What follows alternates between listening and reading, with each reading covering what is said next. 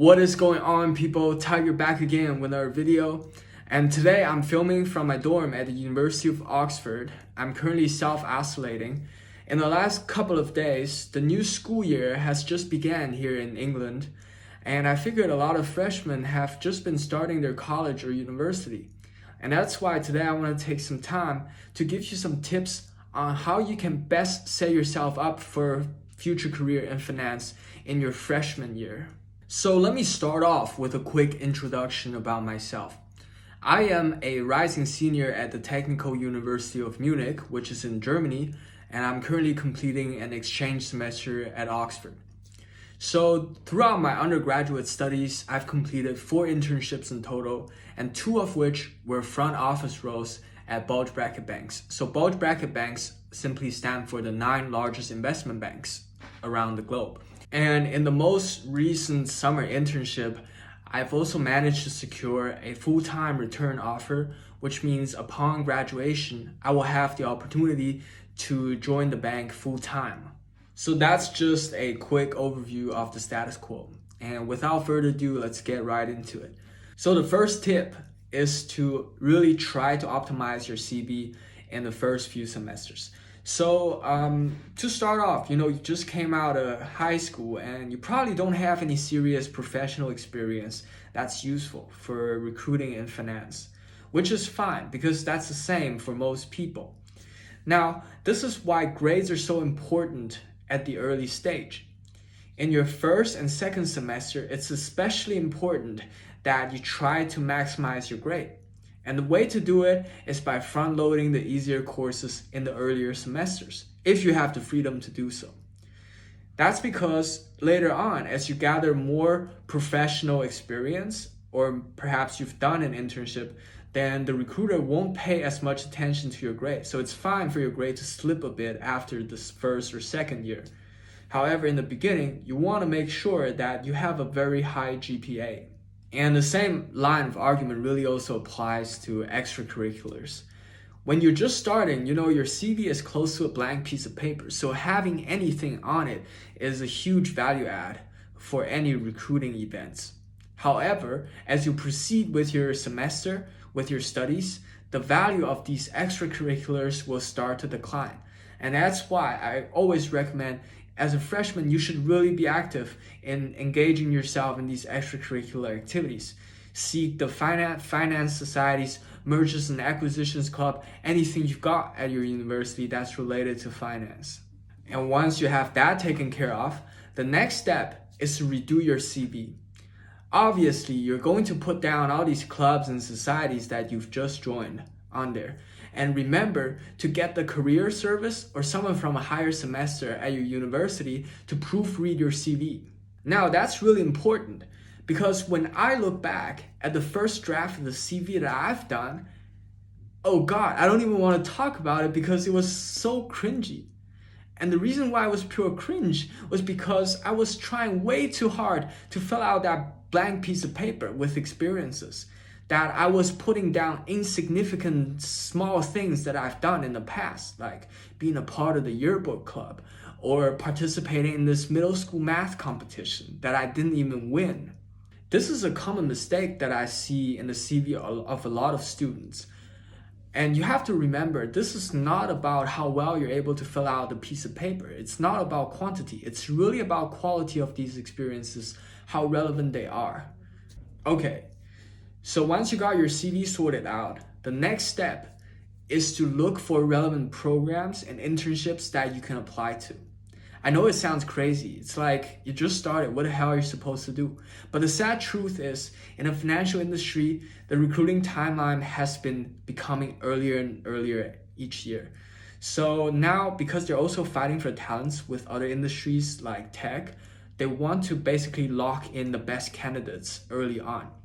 In a lot of places, there are inside programs which first-year students can already apply to. If you're based in Europe, then there's the Spring Week, which are in London and also in Frankfurt and Paris, which is designed for second-year students to experience basically a bunch of workshops and networking events.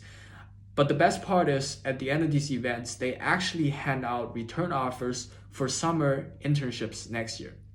So that's the easiest way of getting in, by starting early. In other continents, there are also inside programs.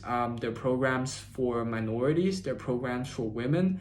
You just have to find the right ones. And the best way of getting this information is by talking to someone from a higher semester that's pursuing the same path, because they've been there, they've done that, and they have all the relevant information. So that's also why it's important to network. Get to know people from higher semesters, get to know people at the career center, so you can gather these intels. The intels are super important. That's going to set you apart, you know? It's like you can put in a lot of effort, but if you don't have a general direction of where you're working towards, then all these efforts are going to be in vain. And that's why you need to have a clear roadmap. And the roadmap is going to come from the intel you're able to collect from all these people, from your network. So that's definitely something I'd advise you to do, to gather intels and apply to these early inside programs. So let's say you've applied to all these inside programs, but you didn't get into any. Now that's okay, because I also didn't get into any in my freshman year. And here's what you're going to do. You are going to try really hard to look for an internship on your own. And the way to do it is first by leveraging your own network. Now, you can always rely on your family because they will be eager to help you. If you are an international student especially, what I would recommend typically is that first ask your family to set you up for a job in your home country. Because if you come from a middle-class family, they probably have a decent enough network to get you a job that's related to business or finance. For me, that's kind of the case. It was not really related to finance, but I got a job. I got an internship at the company my dad was working for. And it turns out this experience later helped me to get a competitive consulting job in Germany.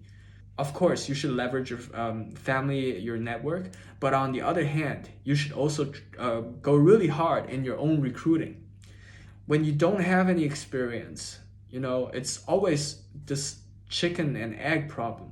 When you have an internship, it's easier to get the next one. But if you have zero internship, then it's really difficult to find the first one. So what you will have to do is to apply to a bunch of companies. And by a bunch, I mean really like 30 plus companies. So back then I was giving out, I think I applied to in total 50 companies in order to land 3 internships in my freshman year. Of course, you may say this takes a lot of time, but it turns out if you see that as, you know, a possibility, then you will find a way to optimize for it.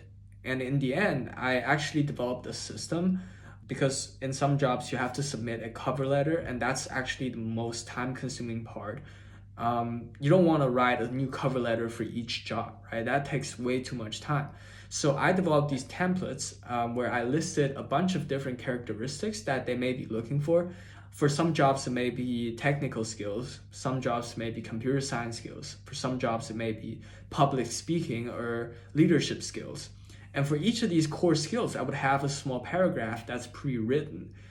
And when I'm applying to these jobs, I just skim their job description and see what kind of people they're looking for. And I combine these characteristics by copying and pasting the pre-written paragraphs into a cover letter.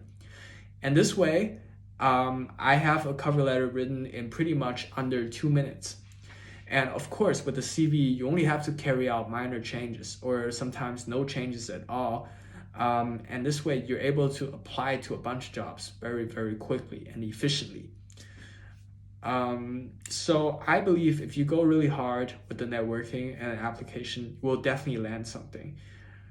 And once you're able to land something in your first year, then, you know, it's going to be a lot easier in your second and third year, because you've already gotten this experience. You already have a foot in the door in the professional world. So I know this is a long video, longer than what I typically make, but I hope these tips are helpful for you. If you have any questions, leave them in the comment section below. I will try to address them when I have time. And yeah, good luck with your freshman year. See you later, guys.